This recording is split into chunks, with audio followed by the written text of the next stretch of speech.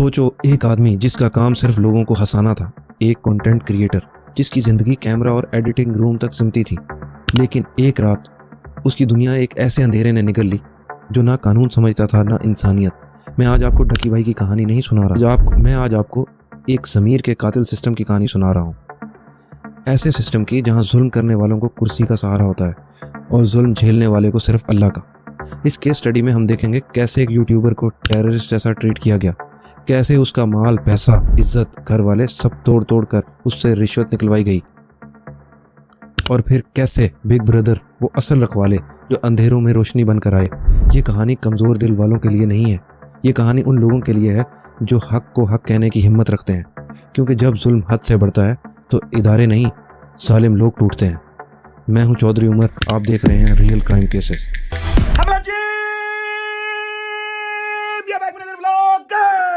YouTuber डकी भाई की गिरफ्तारी का हर तरफ चर्चा है। डकी भाई को लाहौर एयरपोर्ट पर उस वक्त गिरफ्तार किया गया जब अब इन्होंने मुल्क जा रहा था। NCCIA लाहौर ने मारूफ यूट्यूबर सादुर रहमान उर्फ डकी भाई के खिलाफ मुख्तलिफ इल्जाम के तहत मुकदमा दर्ज कर लिया। साइबर क्राइम एजेंसी ने यूट्यूबर साद उर्फ डकी भाई के खिलाफ मुकदमा दर्ज कर लिया है। मशहूर यूट्यूबर डकी भाई कल रात से गिरफ्तार है। पाकिस्तान के सबसे मशहूर यूट्यूबर डकी भाई एक बार फिर बड़ी मुश्किल में फंस गए हैं। मुलजिम को गुज़श्ता रात लाहौर एयरपोर्ट से गिरफ्तार किया गया था। यूट्यूबर डकी भाई बड़ी मुश्किल में, हुक्म जारी, मदाहों के लिए बुरी खबर। डकी भाई 16 अगस्त 2025 एक खूबसूरत दिन था। घर में मेहमान थे, हंसी खुशी पैकिंग हो रही थी। मलेशिया की गवर्नमेंट ने इनवाइट किया और एक यूट्यूबर जिसको लगता था कि उसकी मेहनत रंग ले आई, लेकिन उसे क्या पता था कि एयरपोर्ट की वो सीढ़ी उसको आसमान नहीं तबाही की तरफ ले जा रही थी। इमिग्रेशन काउंटर पर पहुंचते ही उससे सवाल हुए, सर आप पर कोई FIR है? सर कोई साइबर क्राइम इशू? नहीं जी, कोई मसला नहीं। और फिर हथकड़ी, एक यूट्यूबर को सीधा NC ऑफिस ले जाया गया। भाई यहाँ से अगर कोई बंदा ट्रॉमा ना ले तो क्या ले। ये सिस्टम का पहला थप्पड़ नहीं, पहला वार था। रूम में 7 ऑफिसर्स थे। क्वेश्चन, पासवर्ड्स, डिवाइसेस और जो कुछ बंदा दे सकता था डकी ने दे दिया। 23 मिनट में वो सब कुछ दे चुका था जो उन्होंने 23 दिन के रिमांड में लेने का ड्रामा किया। लेकिन जुल्म का असल सीन तब शुरू हुआ जब एक प्राइवेट बंदा अंदर आया और बोला, बेटा तेरे पीछे ISI है, तेरे पीछे MI है, तुझे पता नहीं तूने क्या किया। यानी बंदे को मेंटली टॉर्चर करने की पहली कोशिश। यानी उनका तरीका था पहले कन्फ्यूजन, फिर डर, फिर टॉर्चर। डकी को एक रूम में ले जाया गया जहां बैठा था सरफराज चौधरी।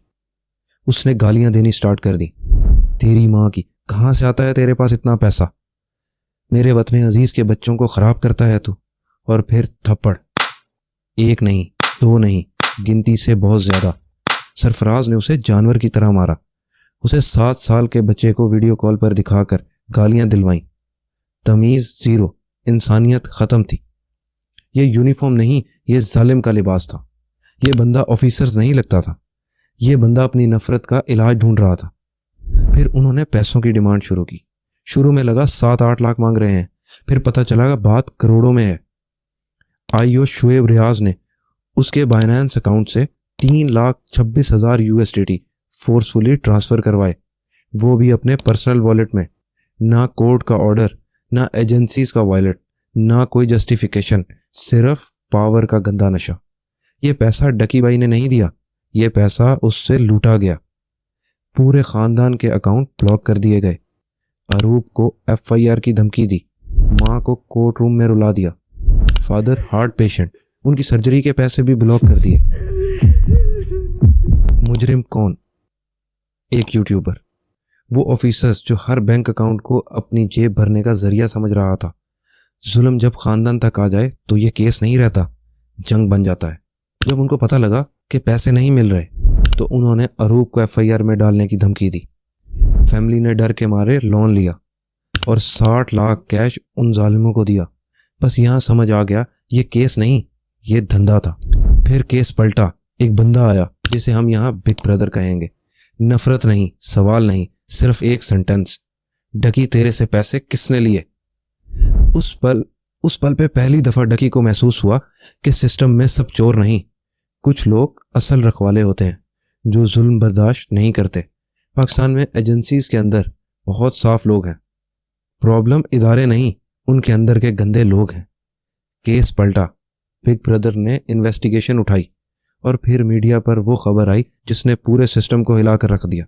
गिरफ्तारी पर मुकदमा यूट्यूबर डकी भाई की अहलिया अरूप जतोई की मुद्दत में दर्ज किया गया। डकी भाई की फैमिली से रिश्वत लेने का ये मामला, NCCI के अफसरान का जिस्मानी रिमांड मंजूर। अरूप जतोई ने दरखास्त दी है national cyber crime investigation agency के 8 अफसरों और एक फ्रंटमैन पर। ये हो क्या रहा है? बैटिंग एप्स को रोकने वाले ही बैटिंग ऐप के जरिए पैसे मंगवा रहे हैं। मुकदमा डकी भाई की अहलिया अरूप जतोई की मुद्दत में दर्ज किया गया। 12 लोग हिरासत में हैं FIA की। अफसर शुएब रियाज और सरफराज चौधरी, उन्होंने रिलीफ के नाम पर अरूप जतोई से रिश्वत मांगी और 90 लाख रुपए की रकम बतौर रिश्वत वसूल की गई। वो लोग जिनके कंधों पे निजाम की हिफाजत की जिम्मेदारी रखी गई थी, वही खुद इस निजाम में नकब लगाए। सरफराज चौधरी सस्पेंडेड, शुएब रियाज अरेस्टेड, 8 ऑफिसर्स का रिमांड। जिन लोगों ने डकी के साथ जुल्म किया आज वो खुद मुल्जिम बने कोर्ट के अंदर हैं। डकी का जेल एक्सपीरियंस, छोटी चक्की, खुला बाथरूम, गर्मी, प्यास और 1.5 लीटर बोतल को ठंडा करके सर के नीचे रखकर सोना, वो 3 दिन का जंगल जिसने उसे इंसान से ज्यादा सब्र का दर्स दिया। ये कहानी डकी भाई वर्सेस NCCA नहीं थी, ये कहानी सच वर्सेस जुल्म की जंग थी। एक ऐसी जंग जो हर उस इंसान ने अपनी जिंदगी में कभी ना कभी लड़ी होती है, मगर इस मर्तबा एक यूट्यूबर ने वो सब सह लिया जो आम आदमी का हौसला ही तोड़ देता है। और फिर भी वो टूटते नहीं, वो समझा देता है कि हक की राह मुश्किल है मगर नामुमकिन नहीं। हमारी ज़मीन पर एक अजीब रवायत चलती आ रही है, जब कभी सिस्टम का कोई हिस्सा ख़राब हो जाता है तो लोग समझते हैं कि सारे इदारे ख़राब हैं, लेकिन असल बात कुछ और होती है। इदारे बुरे नहीं होते, उन इदारों के अंदर बैठे हुए शैतान उनको बुरा बना देते हैं और फिर एक वक्त कहीं से एक रोशनी चमकती है और अंधेरों को चीर कर सबको याद दिलाती है कि पाकिस्तान की हिफाजत सिर्फ कानून से नहीं, उन मुखलिस गैरतमंद छुपे हुए हीरोज से होती है जो क्रेडिट नहीं लेते पर फ़र्ज निभा जाते हैं। कुछ लोग यूनिफॉर्म में होते हैं मगर उनका दिल अल्लाह के हुक्म से जलता है। कुछ लोग बैज नहीं लगाते लेकिन उनके इरादे फैसला करते हैं। ये वो लोग हैं जो टीवी पर नहीं आते, न्यूज़ में नहीं आते, शायद नाम भी किसी को ना पता हो, मगर उनकी वजह से मुल्क अभी तक खड़ा है। उनकी वजह से जुल्म रुकता नहीं, रुक जाता है। और उन्हीं में से एक था बिग ब्रदर, एक ऐसा बंदा जिसके आने से हवा का रुख बदल गया, जिसने एक जुल्म के पहाड़ को हिला दिया, जिसने सबको याद दिलाया कि पाकिस्तान में अब भी हक का निज़ाम जिंदा है। बहुत हीरोज मिलते हैं जो पोस्ट लगवाते हैं, शोर मचाते हैं, सोशल मीडिया पर तारीफ मांगते हैं, लेकिन हमारे असली हीरोज वो छुप कर अपना काम करते हैं, लोगों की इज्जत बचाकर घर वापस चले जाते हैं, बिना कैमरास, बिना तारीफ, बिना शोर। उनका हिसाब अल्लाह के पास होता है, दुनिया के पास नहीं। आखिर में डकी की एक लाइन मेरी रूह में उतर गई, इदारे बुरे नहीं, लोग बुरे होते हैं। बस इस एक जुमले ने पाकिस्तान की असल तस्वीर बयान कर दी। यह जुमला नहीं, एक आईना था, आईना जिसने हमें दिखाया जुल्म का रंग हमेशा एक जैसा नहीं होता, चाहे यूनिफॉर्म पे हो या बिना यूनिफॉर्म। पर हक की पहचान सिर्फ उन्हीं के पास होती है जो डरते नहीं, झूठे सिस्टम के सामने झुकते नहीं, अमानत को अपना फर्ज समझते हैं और जुल्म को अल्लाह की मर्जी से रोक देते हैं। जब लोगों ने डकी का व्लॉग देखा, आंखों में आंसू आ गए। दुनिया में दर्द हजारों हैं पर सबसे ज्यादा 2 चीजें कॉमन होती हैं, नाइंसाफी का जख्म, घर वालों की बेबसी। जब डकी ने अपना दिल खोला, उसकी आवाज हिली जब उसने कहा मुझे मारते रहे बस कम मारो। भाई ये डायलॉग नहीं था, ये एक टूटे हुए इंसान की पुकार थी, एक माँ का रोना, एक बीवी का डर, एक बेगुनाह आदमी की चीख। इंसान पत्थर भी होना तो ये सुनकर पिघल जाए, इसलिए जिसने भी वो व्लॉग देखा उसकी आंखों में आंसू भर आए। क्यों? क्योंकि लोगों ने डकी में अपना दर्द देखा, अपनी बेबसी देखी, अपना मुल्क देखा और उस मुल्क का वो चेहरा जिसे साफ करने के लिए हम सबको बिग ब्रदर जैसे लोग चाहिए। पाकिस्तान की सबसे बड़ी ताकत नेटो, UN या किसी फॉरेन अलायंस में नहीं, पाकिस्तान की सबसे बड़ी ताकत उसके वो छुपे हुए फरिश्ते हैं जो जुल्म के सामने दीवार बन जाते हैं और हक के लिए जान तक दे देते हैं। डकी ने जुल्म से लड़ना शायद इख्तियार नहीं किया था, लेकिन उसने सब्र, ईमान और सच की वो मिसाल दी जो कौम को जगा गई। और जो जालिम थे उनकी बड़ी कुर्सियां भी उनको ना बचा सकी। क्यों? क्योंकि अल्लाह के निज़ाम में जुल्म चल सकता है लेकिन टिक नहीं सकता।